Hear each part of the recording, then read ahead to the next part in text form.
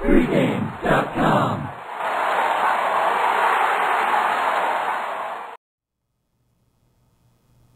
NC State +8 at Cincinnati. Thursday night, who do you like and why? I've got to lean to Cincinnati in this game. I think they're going to win this game 35-24, RJ. This is a revenge game from last year. A couple points different from last year to this year. You've got Cincinnati last year. They played this game early in the season. Cincinnati was with a new coach last year. New coaches, new schemes, takes time to learn the system. So Cincinnati. So that's something we always talk about, and you've really driven that point home, which is you usually have high expectations early, they underperform, and then usually in the second half of the year, they start to cover more because expectations are lower, but the kids are starting to get the system. Year two, especially if they had a decent year in year one, the excitement really builds. Absolutely.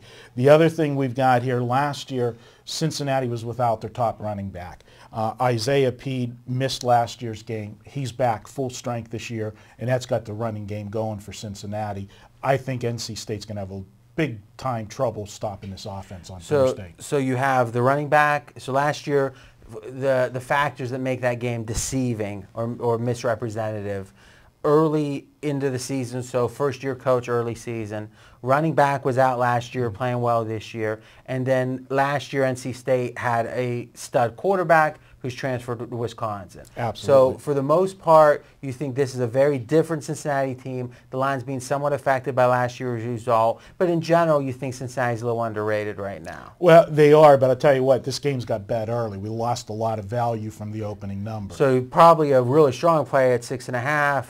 Absolutely. Lean at 8. Absolutely, yes. Any other key points?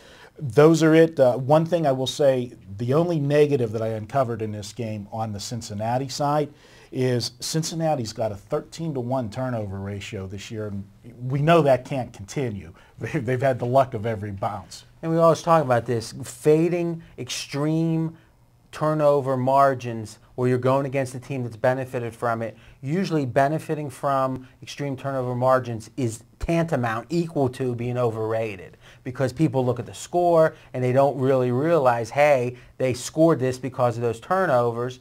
And for the most part, and I hear different handicappers talking differently, but a big chunk of turnovers are random. Clearly, Tom Brady doesn't turn the ball over as much as a bad quarterback. So fumbles are almost fully random, and interceptions are somewhat random just because there's so many drops. And, you know, Big Ben, for example, this year should have more interceptions than he has.